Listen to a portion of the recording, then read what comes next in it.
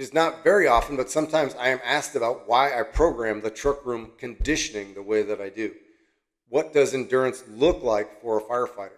There are several factors that need to be considered, and I have looked for a concise, to the point way to answer that question, but I haven't quite found it.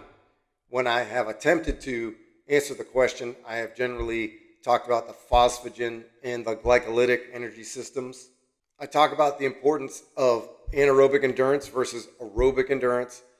I talk about why steady state exercise is not the key to performance on the fire ground. I talk about specificity, and sometimes I will even talk about the difference between distance running and basketball.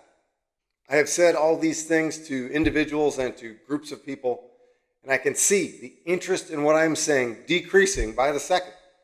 So I have racked my brain for a more concise way to illustrate the type of conditioning that firefighters need, to describe the why and the how of the Truck Room 18 circuits. But now I got it. If anybody asked me right now, what does endurance look like for a firefighter, I would answer, endurance is specific to the speed at which you must operate. Now go paint that in cursive and hang it in your dining room next to the Live, Laugh, Love sign. I'll say it again. Endurance is specific to the speed at which you must operate. This is a quote from track coach Charlie Francis. There's nothing earth-shattering here, but it describes in a nutshell what we are after with our conditioning. On the fire ground, we sometimes have to operate at full speed under a load for a full bottle. So our conditioning must reflect that. Our conditioning should mimic the speed at which we must operate on the fire ground.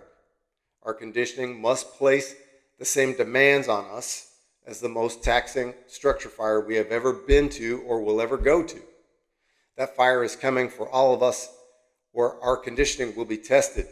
I just want us to be ready. So if anybody asks you why you do the dumb truck room circuits, tell them that endurance is specific to the speed at which you must operate. Train hard, train smart, and I'll see you next time.